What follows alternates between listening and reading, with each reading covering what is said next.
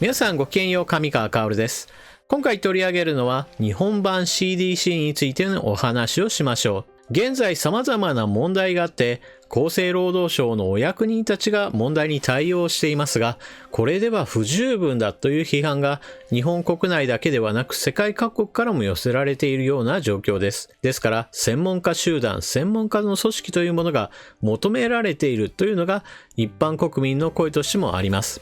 そうした中において、安倍晋三首相が少しだけ前向きな発言をしているので、今回はその問題について少し掘り下げていきましょう。というわけで今回のニュースはこちら。安倍晋三首相が一体どのような発言をしたのか、そしてアメリカの CDC、疾病対策センターというのは一体どのようなところなのか、さらには日本の現状についてのニュースなどを追っていきましょう。それではニュースをどうぞ。アメリカ疾病対策センターのような組織考えていきたい。安倍首相。安倍晋三首相は17日の衆院予算委員会の集中審議で、アメリカ疾病対策センター CDC のような組織の設立について感染症への対応を検討する中で考えていきたいと述べた伊佐真一委員への答弁。伊佐委員は感染症の拡大で日本政府の対応に海外から批判が出ていることについて、対外情報発信の充実やアメリカ CDC に相当する組織設置を政府に提案した。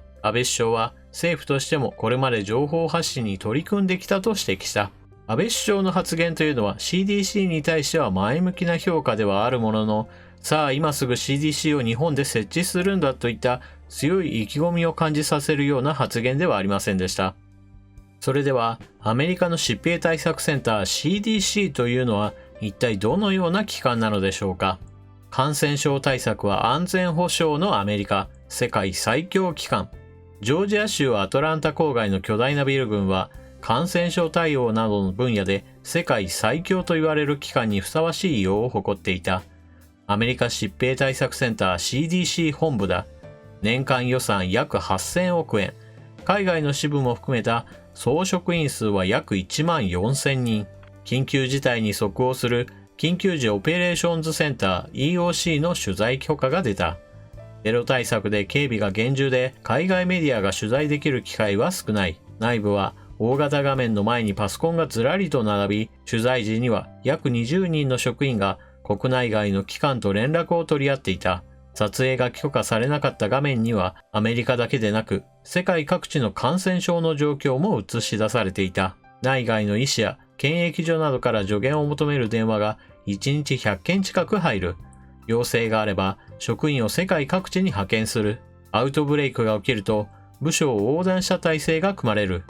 チームを率いるヘンリー・ウォークは CDC は大きな組織だ。オペレーションセンター EOC がハブの役割を果たし、疫学や病理学など各部署から専門家を集めると話す。裏手の一室には衛星携帯電話やパソコン、医薬品、防護服などが用意済みで、出動の際はこれらを荷詰めして飛び出していく。緊急時にいち早く現場に入るのが、エピデミック・インテリジェンス・サービス EIS という若い疫学専門家たち。患者や医師らから事情を聞き取り、感染の経路や原因の特定などを進める。その動き方から病気の探偵の別名がある。EIS は1951年、朝鮮半島で高まったバイオテロの脅威に備えて医師らを訓練したのが始まりで、今もバイオテロへの対応を視野に置いている。毎年約70人が2年間の任期で採用され、訓練を受けつつ活動する。このため、常時150人規模の体制になっている。能力があればアメリカ人以外も受け入れる。出身者は約4000人。国際機関や各国政府、研究機関に人材を輩出し、グローバルな人脈と情報網を築いている。アメリカは脅威が叫ばれ始めた90年代から新興・最高感染症対策を本格化させ、2001年、同時多発テロ後の炭疽菌事件を機に、バイオテロ対策を一段と強化した。CDC は21世紀の使命の一つに、国境に到達する前に疾病と戦うと掲げ、アメリカの安全保障のために世界中の新たな病原体や疾病に立ち向かうとしている。感染症を安全保障上の脅威だと位置づけているのだ。現場にいち早く入って病原体を入手すればバイオテロ対策などでも世界的に優位に立てる利点がある。他国の医師らからアメリカは現場にはすぐ来て検体を集めるのには熱心だが、治療はそれほどでもないといった批判が出るのは、CDC のグローバルな活動がアメリカの国益そのものであることも示している。最近ニュースで名前を見かけることも多いのが国立感染症研究所です。しかし国内においてはその扱いというものは残念ながらひどいとしか言いようのない状況のようです。安倍政権の人災、国立感染研大リストラ加速の滞在。現在ウイルス検査や分析などの対応に追われているのは国立感染症研究所だ。アメリカでは感染症について情報収集と発生時の対応は CDC、研究開発は国立衛生研究所、ワクチンの品質評価は食品医薬品局と3つの機関が分業している。この3つの役割を感染研は一手に担っている。しかし、2009年度に61億円あった研究費と経費の合計額は、2018年度はなんと41億円、3分の1にあたる20億円も減らされてしまった。研究所も2009年の322人から現在は307人、組織はスカスカにされている。感染研の大リストラには有識者らからも強い異議が起こっていた。2011年に医学の有識者らで作る国立感染症研究所研究評価委員会が報告書をまとめている。人員や経費が削減される中、研究所の業務や研究の範囲は拡大し続けており、個々の職員の努力に依存した運営には限界が来ている。予算、人員の裏付けをつけることが重要であり、研究所はその国民に対する使命の質と大きさに鑑み、国家公務員削減計画からの除外対象とすべきである。まず第一に、安倍晋三首相の答弁を聞いていると、日本版 CDC の設置に決して前向きではないというのがわかります。これはあくまでも否定はしませんよ、検討しますよといったお話をしているだけで、よし、今すぐ必要だ、作ろうというような意気込みを見せるものでは全く違います。このことからわかるのは、安倍晋三首相は現在行われている対応にそれほど低い評価をつけているわけではなく、どうやら少し満足しているのではないかなという疑いすらあります。しかし、これは私の認識からは大きくかけ離れています。残念ながら日本の対応というのは後手後手にいつも回っています。もちろんそれは結果論に過ぎないでしょという人もいるでしょう。しかし、指定感染症への指定、そして実施までの期間をもっと短縮できたのではないかといったことや、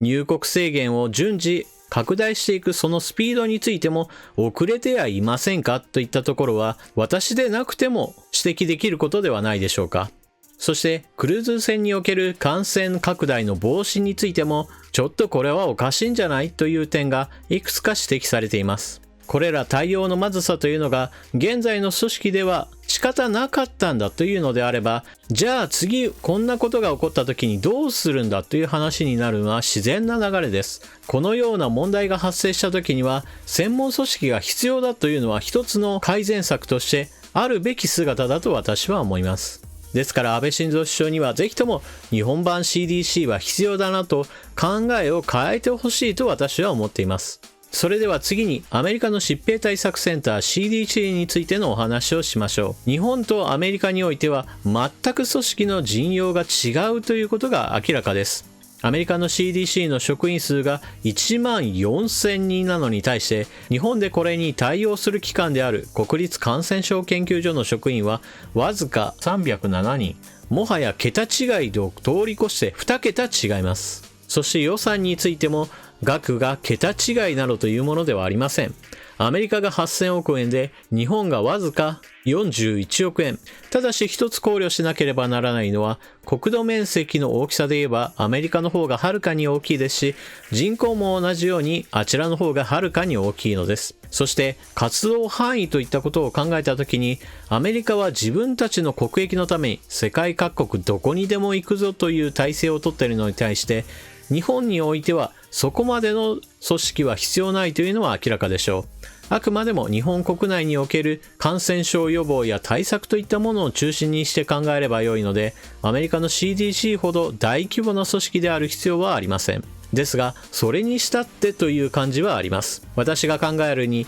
日本版 CDC は作るべきだという大前提をもとにして、この国立感染研究所というものを、まず発足の母体とすべきだと思っています。そして人数については当然のように増やしていかなければならないし、それに予算についても同じように伸ばしていかなければなりません。これは何も来年に一気に何千人も職員を抱えろというわけではありません。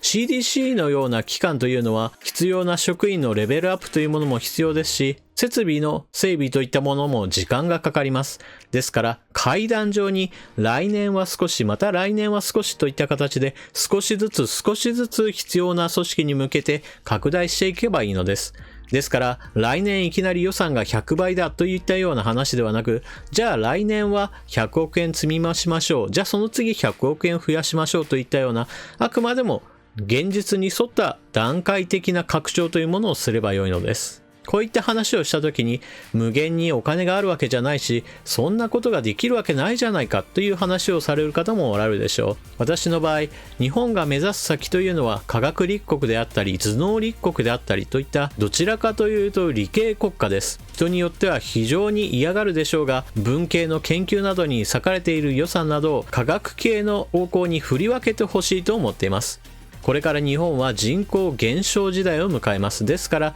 非常に大事なのが予算の優先順位をつけるということです。その優先順位の中において、私は文系、特に政治学研究などに大金がつぎ込まれているといったニュースなどを見ると、一体なぜそんなところにお金を出すんだろうと思うことがしばしばあります。ですから同じ研究費をつけるというのであれば、こうした科学研究分野の方向に振り分けてほしいと思っていますし、アメリカのように疾病対策というのはこれは安全保障の分野だという考え方をすれば、それこそ公共事業という考え方を持って予算をつけるというのも大事ではないかと思っています。もちろん打ち出の古実があるわけではないので、どこかを削らなければならないという非常に厳しい面はあるのですが、少なくとも優先順位が低いじゃないかと思えるような分野が他にある以上は、そういったところから持ってきて国民の安心安全と同時に、そして未来につながるところにお金をもっとつぎ込むべきではないかと私は思っています。皆さんはこの問題についてどのような考えをお持ちでしょうか。ぜひともコメントを書き込んでいってください。それでは動画を最後までご視聴いただきありがとうございました。次の動画でまたお目にかかりましょう。またね。